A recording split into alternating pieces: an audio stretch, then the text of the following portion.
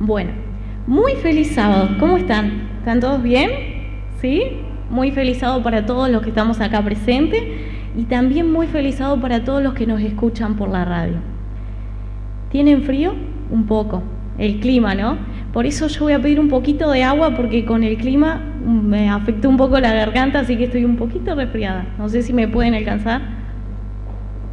No es que les voy a hablar mucho, les voy a hablar poco, voy a terminar a horario, así nos sentimos cómodos después.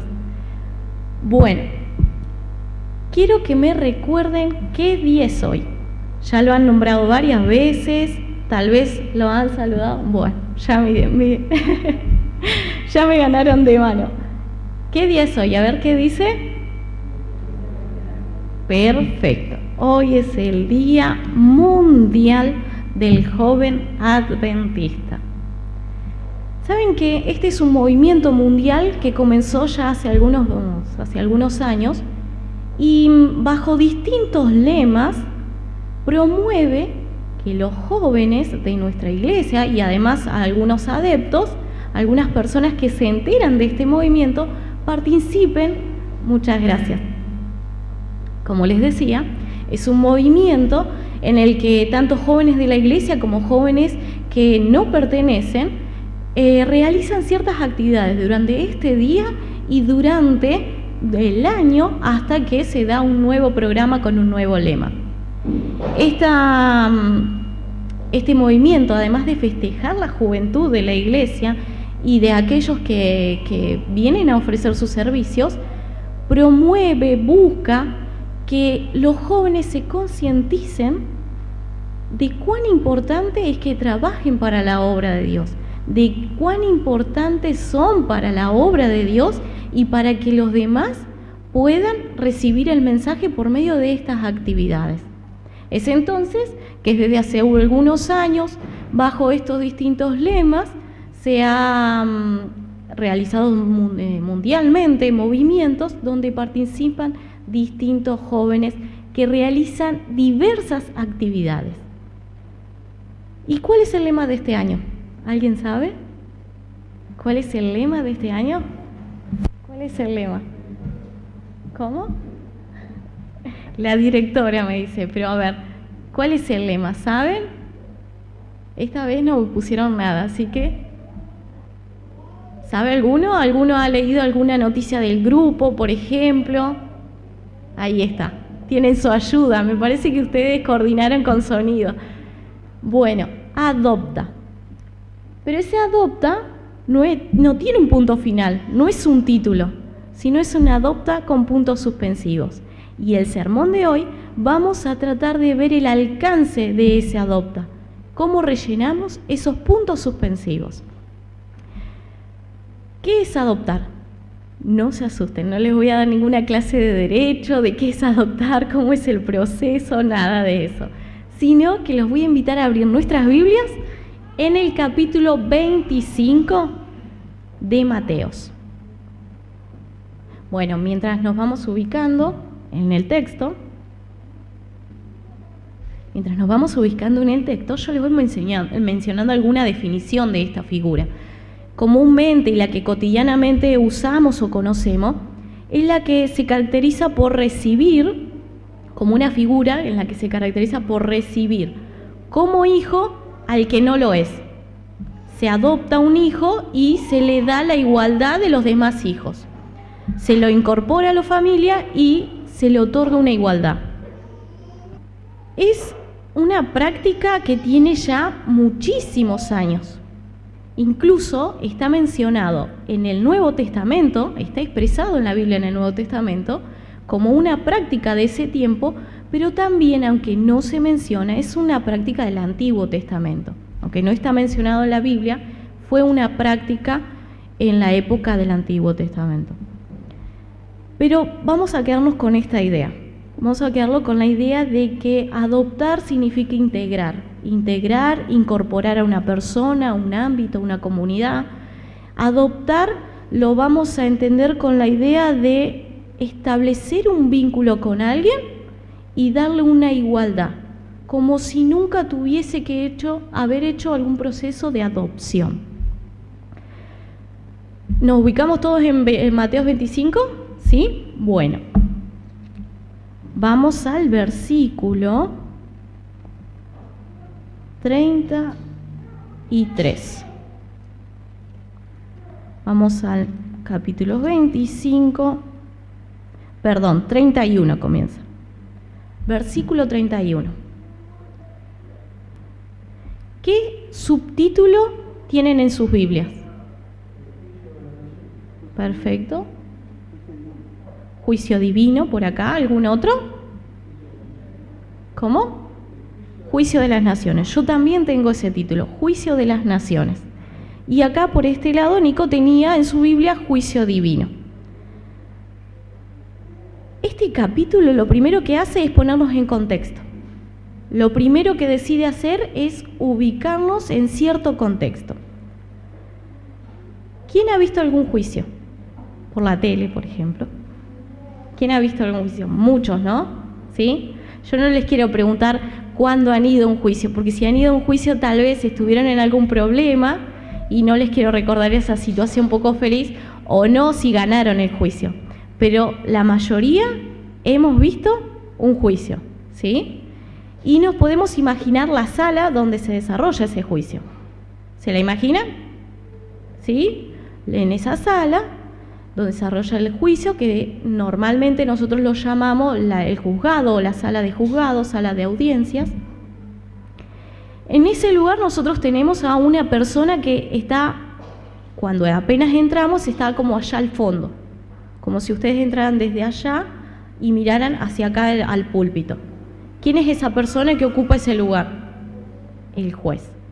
A veces un juez, a veces son tres, dependiendo del proceso, pero hay un estrado que ubica a ciertas personas que como que le dan autoridad, como que le dan un poco de preeminencia, como que tiene alguna señoría o algo así. Puede ser, ¿no? ¿Sí? ¿Lo ven así? Bueno. En la sala tenemos lo primero que podemos ver como una ubicación de autoridad es al juez. Y ahora vamos a comenzar a leer en el 31.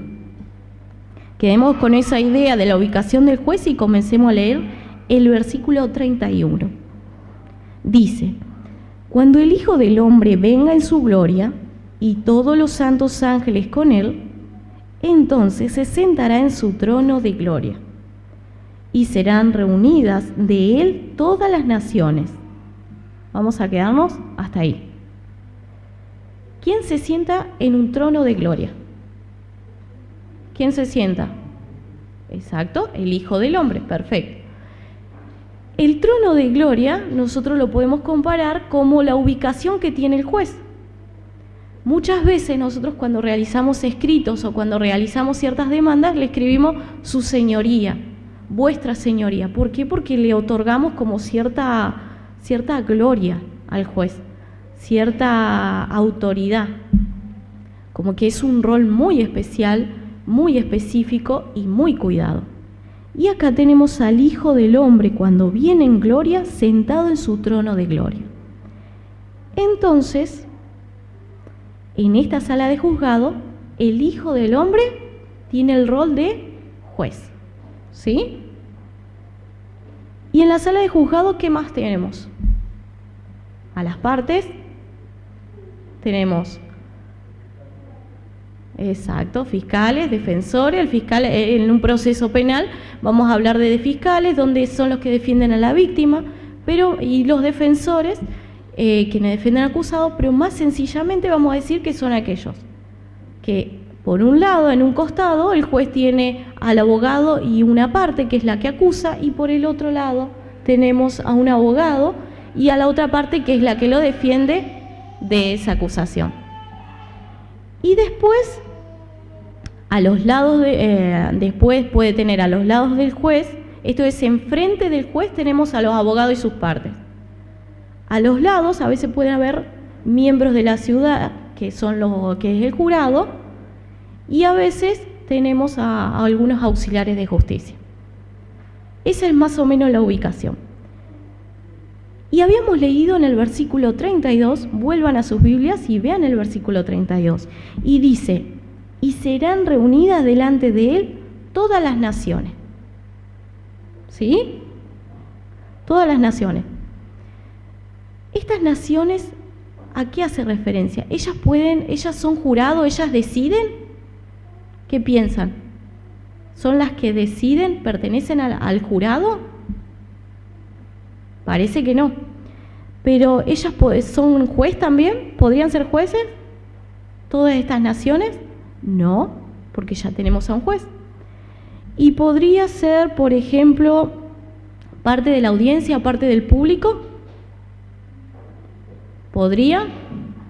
Creería que no, porque estas naciones, todas las naciones, tienen un rol específico en el juicio. Y si tienen un rol específico en el juicio, tienen una ubicación específica en la sala, o sea que pertenecen al juicio. ¿Por qué? Porque están enfrente del juez, enfrente del Hijo del Hombre que está en su trono de gloria. Entonces, podríamos decir que las naciones pueden pertenecer a alguna de las partes. Podríamos llegar a decir que sí, puede ser una de las partes, pero ¿cuál? ¿Las que acusan o los acusados? Perfecto, son los acusados. Algunos detalles que podemos saber es que el Hijo del Hombre acá no ocupa el rol de abogado, ocupa el rol de juez, y que las naciones ocupan el lugar de acusados.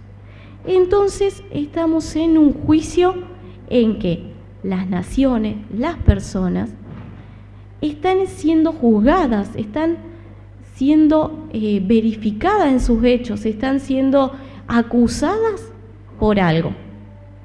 De ahí en más a que sean responsables, eso es dependiendo del desarrollo del proceso.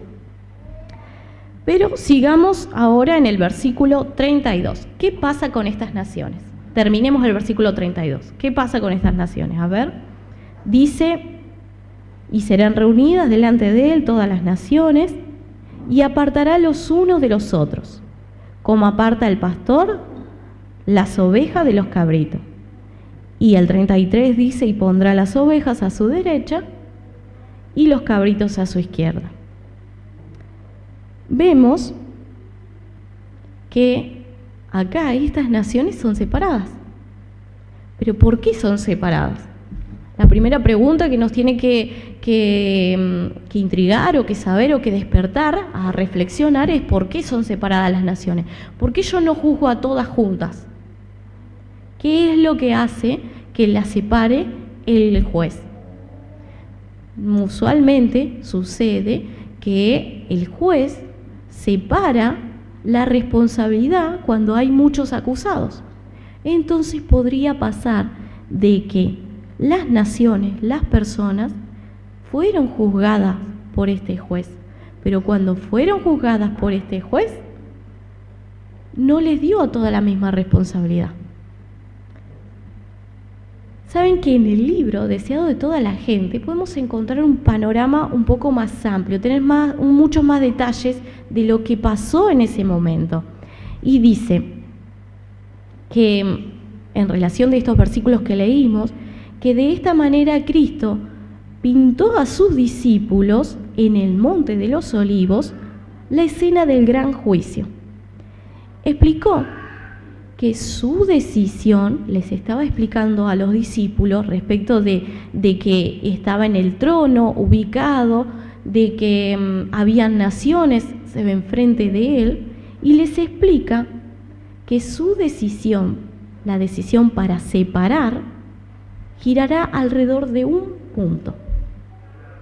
Cuando las naciones estén reunidas delante de él, delante de ese trono, delante del Hijo del Hombre sentado en ese trono, habrá solo dos clases.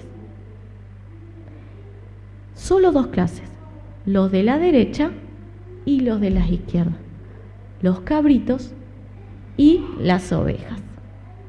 En ese día Cristo no presenta a los hombres la gran obra que Él hizo por ellos al dar su vida para su redención.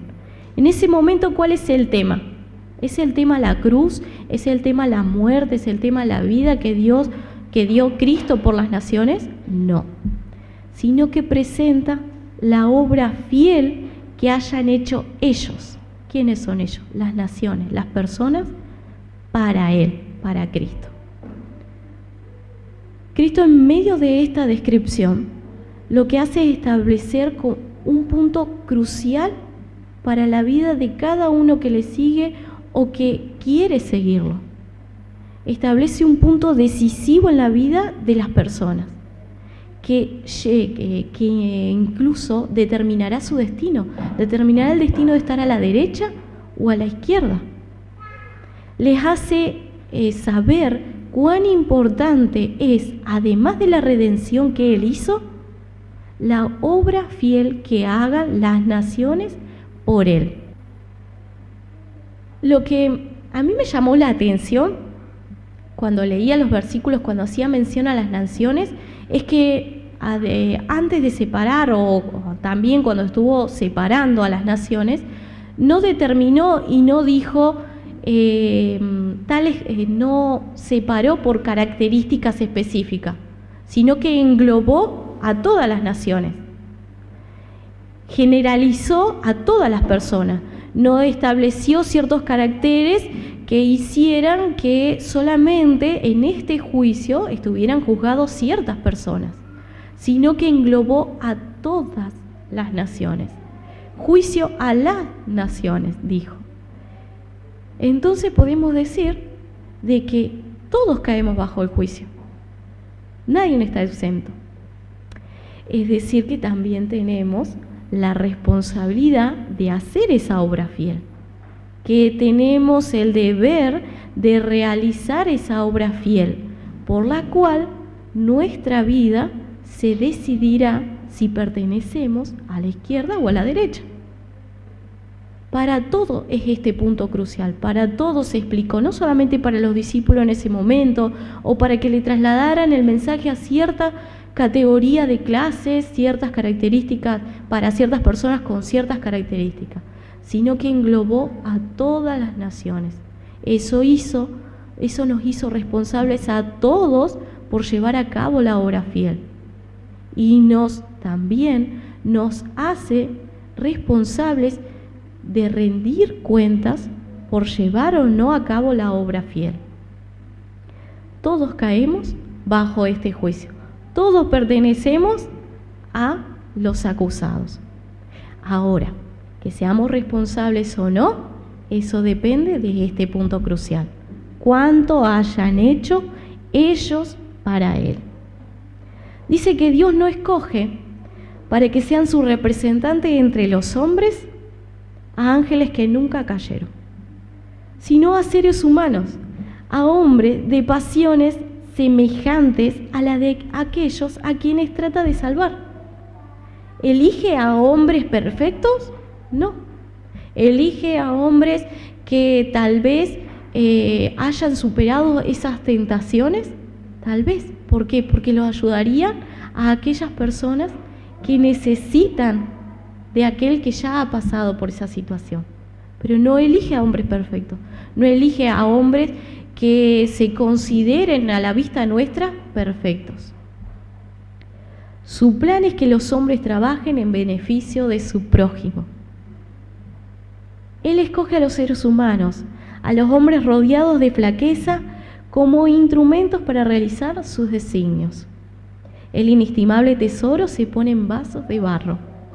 Mediante los hombres, sus bendiciones han de comunicarse al mundo y su gloria ha de brillar en las tinieblas del pecado. Por medio de su ministerio, deben encontrar al pecador y al necesitado para guiarlos a la cruz. Ese es el punto crucial por el cual vamos a ser juzgados. Bueno, hasta ahora, haciendo un resumen, yo les he hablado un poco de que todos vamos a pertenecer a este juicio, que todos vamos a estar con la parte de los acusados, y también les he dicho un poco de lo que significa la obra fiel. sin la necesidad de tener características especiales. Todos vamos a estar en este juicio, pero es la obra fiel la que define si vamos a tener responsabilidad o no, si vamos a estar de la derecha o a la izquierda, si vamos a estar con los cabritos o con las ovejas. Volvamos al capítulo 25 del libro de Mateos y vamos a ir al versículo 33, el que ya leímos, el versículo 33. Y pondrá las ovejas a su derecha y los cabritos a su izquierda. Y entonces el rey dirá, ahí comienza una sentencia. Ahí comienza la parte en que explica por si son responsables y por qué lo son. ¿Con qué terminaría un juicio? Con una sentencia, con un veredicto. En este caso, en este juicio específico, ya llegamos a la parte final. ¿Ya hay momento de defendernos? ¿Hay momento de conseguir abogado, de cambiar la historia? No, ya no hay momento, ya no cabe ese momento, esa parte. Ya todo lo que se podría haber dicho se dijo, ya todo lo que se tendría que haber hecho se hizo, ¿o no? Ya ahora solo cabe dictar la sentencia, y es el juez el que va a dictar si somos o no responsables. Este versículo empieza diciendo, el 34, entonces el rey dirá a los de su derecha, venid benditos de mi Padre, venid benditos de mi Padre, heredad el reino preparado para vosotros, desde la fundación del mundo. Y si nos trasladamos rápidamente al versículo 41, les habla a los de la izquierda, y en los de izquierda le dice, entonces dirá también a los de la izquierda, apartaos de mí, malditos, al fuego eterno preparado para el diablo y sus ángeles. En estos versículos marcamos un contraste entre los de la izquierda y entre los de la derecha. ¿Quiénes son responsables de lo que están siendo acusados? ¿Los de la izquierda o los de la derecha? ¿A quiénes maldice? A lo de la izquierda, al grupo de la izquierda. Y luego, primeramente, habló los de la derecha y no los hizo responsables. Entonces, el primer contraste que tenemos es, derecha no son responsables, los de la izquierda sí lo son. Luego, como en toda sentencia, el juez empieza a fundamentar y empieza a establecer los motivos por el cual es responsable una persona, cuánto va a ser responsable, y le da el alcance a esa responsabilidad por los hechos que ha cometido. En este caso, vemos que a lo de la derecha, desde el versículo 35 comienza a exponer los motivos. Porque tuve hambre y me diste de comer, tuve sed y me diste de beber, fui forastero y me recogiste. Estuve desnudo y me cubriste, enfermo y me visitaste, en la cárcel y viniste a mí. Si luego marcamos un contraste con los de la izquierda, desde el versículo 42 podemos leer lo que le dice a este grupo y por qué los considera responsables. Porque tuve hambre y no me disteis de comer, tuve sed y no me diste de beber, fui forastero y no me recogiste. Estuve desnudo y no me cubriste, enfermo y en la cárcel y no me visitaste. Ahí expone los motivos. Y estos motivos corresponden con la obra fiel. Estos motivos corresponden con lo que hayan hecho ese grupo para él, con lo que hayan hecho por los demás para Cristo. Podemos saber por el libro Deseado de la Gente que cuando las naciones reunidas ante él, como ya le había dicho, y se establezcan dos clases y su destino eterno quedaría determinado por lo que hayan hecho o dejado de hacer por el otro, se establece que el otro y que las personas a las cuales se refiere, a las cuales recae la obra fiel, es la persona de los pobres y sufrientes. No estoy hablando de una obra específica respecto de ciertas personas que ya pertenezcan a la iglesia. O no estoy hablando de que debo ir y realizar la obra fiel a personas que se consideren afortunadas o estén afortunadas en la sociedad. No está hablando de ese tipo de personas, sino que está hablando de que la obra fiel se realiza a los pobres y sufrientes. Lo que desea Cristo, lo que le estaba explicando a los discípulos, es que se identifiquen con el enfermo, se identifiquen con el que tiene hambre, se identifiquen con el extranjero, se identifiquen con aquellos que necesitan ir a Cristo, que necesitan ser guiados y que son menos afortunados que ellos. Dice que se identifiquen para que luego se ocupen de sus necesidades y mediante esa obra fiel que realice por ellos, los guíe a Cristo. Y ellos pertenezcan al grupo de la obra, pertenezcan al grupo que hizo la obra fiel, al grupo de la derecha. Si seguimos leyendo el capítulo 25, vamos a descubrir que después de haber expuesto los motivos de por qué eran o no responsables, se van a dar cuenta de que ambos grupos comparten cierta característica. Hasta ahora estaban en contraste. Derecha no son responsables, izquierda son responsables. ¿Por qué? Porque no hicieron la obra fiel con personas que sean consideradas por Cristo como las personas sufrientes, las personas pobres de ese momento.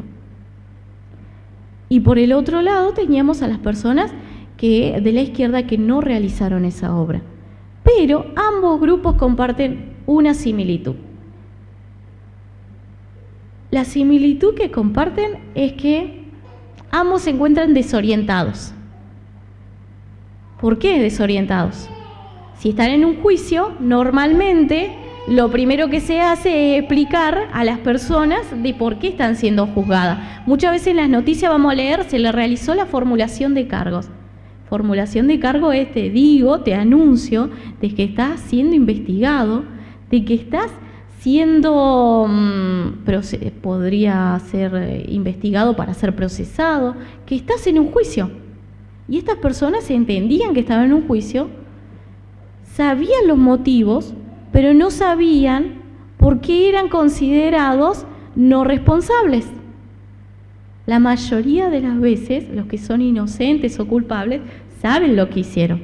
Pero en este caso, los dos grupos se encuentran desorientados respecto de su responsabilidad. Ninguno entiende muy bien por qué ellos fueron considerados no responsables y por qué los otros fueron considerados responsables. ¿Por qué será? Vamos a ir al grupo de la derecha y nos vamos a ubicar en el versículo 37.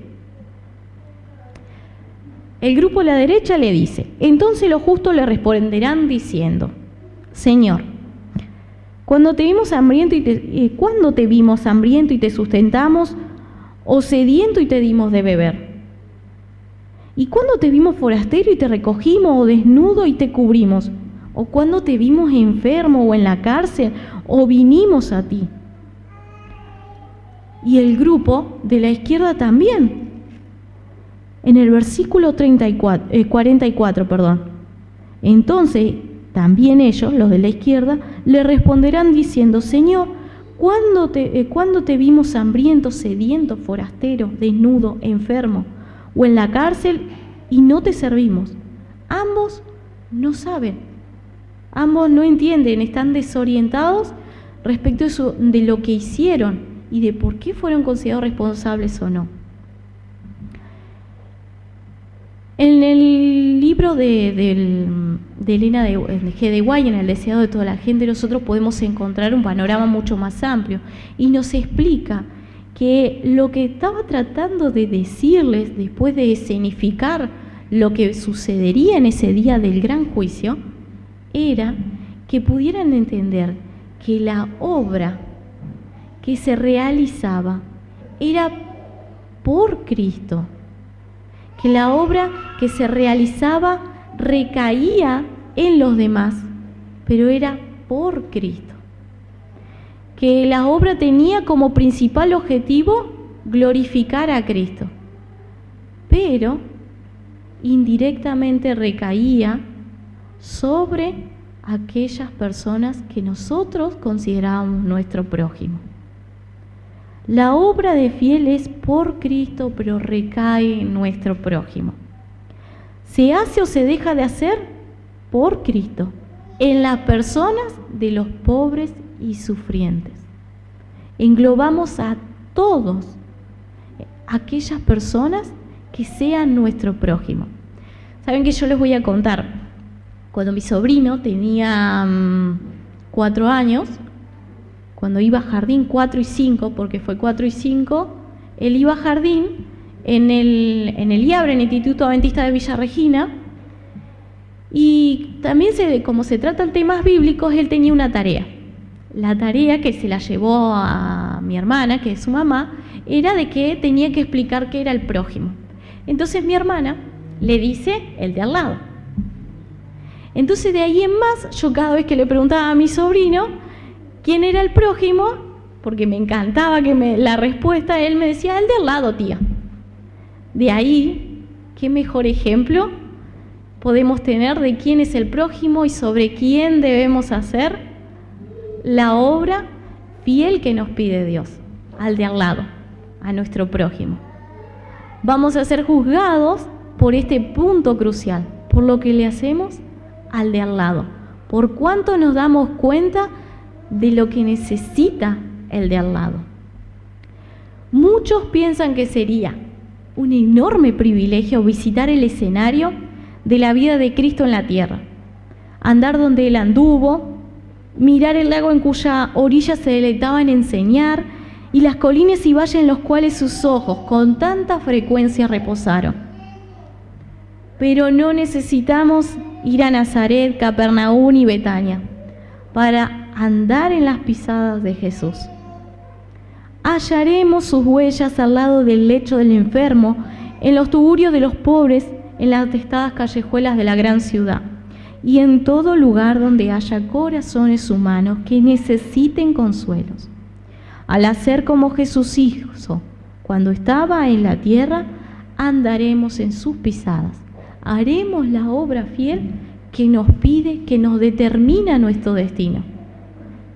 Haremos la obra fiel al prójimo, al de al lado, como me decía mi sobrino. Porque no necesitamos ir a Capernaum, no necesitamos ir a Nazaret. Necesitamos darnos cuenta de qué necesidad o cuán necesitado está el prójimo, el de al lado. Ahí es donde hacemos la obra fiel. Ahí es donde nosotros hacemos la obra que Dios nos pide por Él. Yo en este día igualmente quería que pudiéramos detenernos en un pequeño detalle. Todas esas naciones que fueron consideradas responsables o no, por haber hecho o no la obra fiel en la persona de los pobres y sufrientes que le pedía a Cristo, dentro de todas esas naciones hay un ejército muy especial. Hay un ejército que si es bien organizado, que si es bien coordinado, que si es animado, realiza tanto o mayor aún que muchas personas. Y es un ejército que con su fuerza realizaría grandes obras por Dios y para su gloria. En el libro Servicio Cristiano dice que no se pase por alto a los jóvenes. Déjeselos participar en el trabajo y la responsabilidad. Háganseles sentir que tienen que contribuir a beneficiar a otros. Menciona a los niños y dice, aún a los niños debe enseñársele a hacer pequeñas diligencias de amor y misericordia para los menos afortunados que ellos. En nuestras iglesias se necesitan los talentos juveniles, bien organizados y preparados. Los jóvenes harán algo con sus rebosantes energías, a menos que estas energías estén encauzadas debidamente. Los jóvenes la emplearán de alguna manera que perjudicaría su propia espiritualidad y resultará para daño de aquellos a quienes se asocian. ¿Cuán importante es la juventud de la iglesia? ¿Cuán es importante cuidar la juventud de la iglesia? Y cuán importante también es, como nosotros miembros de la iglesia, hacer obra fiel por los jóvenes. Incentivarlos a que ellos realicen la obra fiel. Darles lugar para que el día de mañana, a medida que hayan adquirido experiencia, puedan ocupar lugares más amplios y lugares de más importancia. Cuán importante es la responsabilidad respecto de nuestros jóvenes, para que ellos el día de mañana puedan saber qué significa la obra fiel y estar del lado derecho. Como ya le habíamos dicho, en este día se festeja el Día Mundial del Joven Adventista, día en que se pone en movimiento diversas actividades a fin de realizar esta obra fiel. Los jóvenes deciden ponerse en marcha y realizar cada actividad en pro del otro, cada actividad que los lleve y los guíe a la cruz. Los jóvenes en este día deciden organizarse para lograr llevar a la cruz y para lograr hacer la obra fiel por los demás, por el prójimo, por el de al lado. Su lema este año es adoptar. Ellos deciden adoptar a una persona, al prójimo, al enfermo, al prisionero, al huérfano. Deciden adoptar a quien lo necesite y donde pueda recaer la obra fiel. No solamente durante este día se comprometen los jóvenes a realizar estas actividades, sino que se comprometen durante todo el año hasta un nuevo servicio y una nueva campaña. Los jóvenes en este día buscan que todo el mundo vea que ellos se comprometen y entienden su responsabilidad respecto de la obra. Con adoptar quieren que entendamos que es impactar de una vida en la vida de los demás, buscar al prójimo y lograr cambiar sus oportunidades y su vida. Buscan de diferentes maneras llegar a las otras personas y cambiar las vidas con Cristo. Ellos deciden adoptar a un adulto mayor, ellos deciden adoptar a un enfermo, a un huérfano, encargarse de ayudarlas, no solamente hoy, sino durante todo el año. Ellos deciden acompañar a esas personas, preocuparse por ellas, identificarse con aquellos que necesitan de la obra fiel de nosotros. De esa manera muestran amor y bondad que muestran el carácter de Cristo. Es por eso que hoy los jóvenes se comprometen en esta actividad. Y no solamente piden que nosotros los apoyemos, sino que además nos unamos a ellos y nos concienticemos en que necesitamos adoptar al prójimo, necesitamos adoptar a quien está al lado.